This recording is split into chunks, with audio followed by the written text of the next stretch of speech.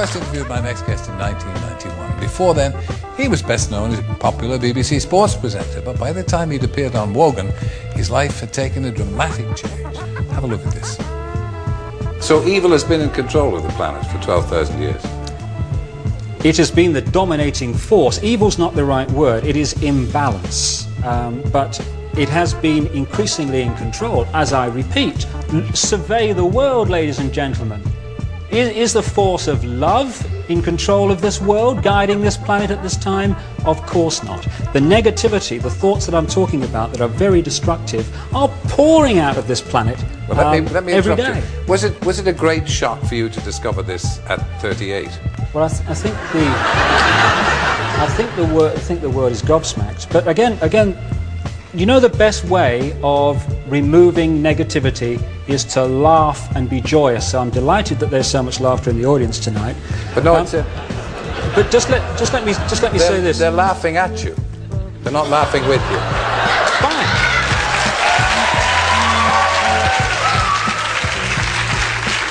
I didn't mean that to be hurtful. Terry. I don't want you to misinterpret it. They're not laughing in sympathy with you. So while 15 years ago, he was ridiculed for his prophecies about natural disasters around the world, and now he has a controversial new view about who really is running the world. I'm delighted that he's agreed to come back. David Icke.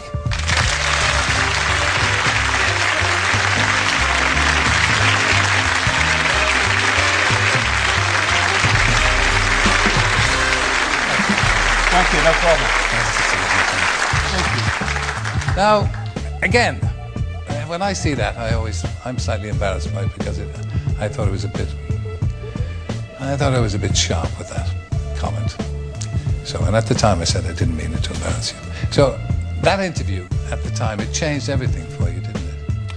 Well, it changed everything in the sense of I couldn't walk down any street in Britain without being laughed at by most of the people. Going in a pub, there was uproar. A comedian only had to say my name to get a laugh. And what that does is it reveals to you the level of immaturity that passes for adulthood in this country, whereby clearly a guy was going through an incredible experience.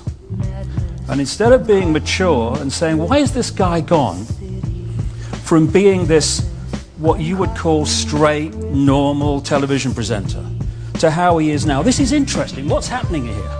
Instead, and I heard the ripples of laughter 16 years on when my name was mentioned, people just laughed. But the other, which gave me a real insight, especially given what I'm doing now in my books, about how easy it is for the few to control the many.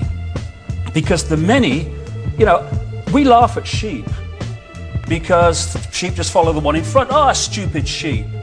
We humans have out-sheeped the sheep because at least the sheep need a sheepdog to keep them in line.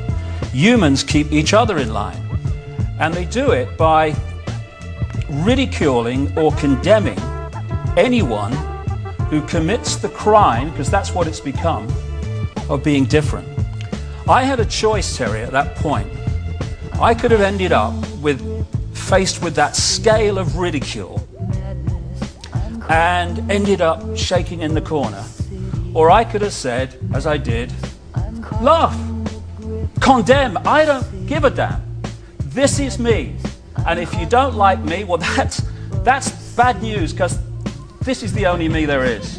And I refuse to conform and be bowed by the ridicule. And what it does, Terry, when you step out of the little box of what will other people think, how do I put this in a way that people won't think I'm crazy, you then realize how small a box you've actually been living in. But you do understand that, and I know you do, that you did make yourself a target because what you were saying was outlandish. It was, by normal standards, outlandish and outrageous, very intense. Just have a look at this.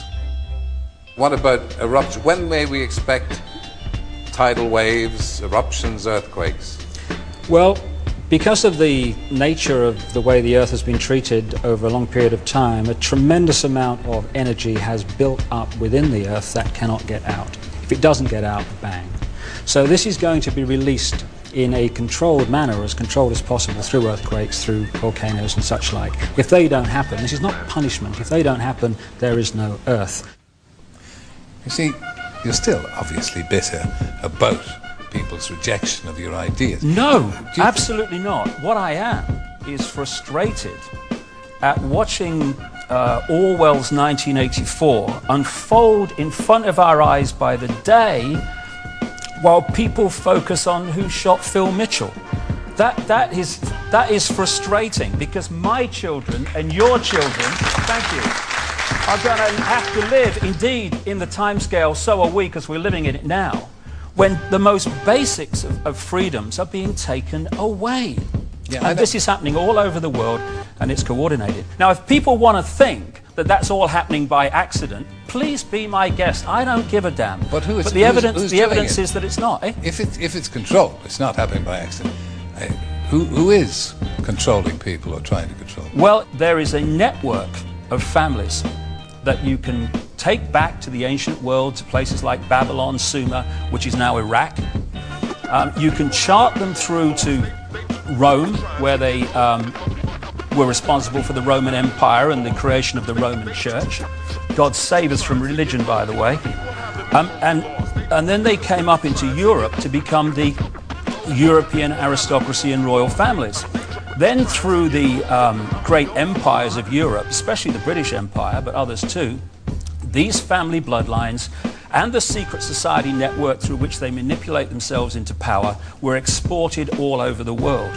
And then when the point came where the European colonial powers appeared to give independence to these countries, that was only on the surface. What actually happened was the family bloodlines and the secret society network through which they manipulate was left out in these former colonies, and they've gone on controlling them ever since. So what you have is a hidden hand where events are manipulated, like 9/11, which not just me, but endless other researchers now around the world have taken apart the official story. It insults the intelligence of a 10-year-old.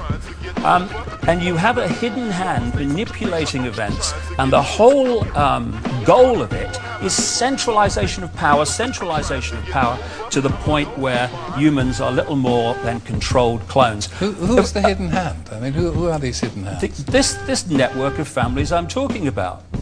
You find that people that are in positions of apparent power, like prime ministers and presidents, are actually puppets of the real power, which doesn't put itself on public display. Why would it? I mean, does anyone really think that George W. Bush is running America? He probably couldn't tie his shoelaces, never mind run a country. Let me tell you this. Tell me about the project for the new American century. Tell me about it. I know nothing about it. Exactly. Well, let me tell you then something that you should know about. And this is written down. In the 1990s, an organization was created in America called the Project for the New American Century. The people who created it were the people that have run the Bush administration from the moment it came to power.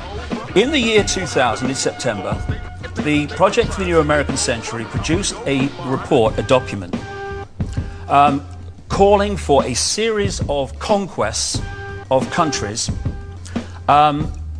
one of which was Iraq. It actually says in the document, words to the effect of, we must use the excuse of Saddam Hussein to go into Iraq. Well, look, can I interrupt? No, hold a second.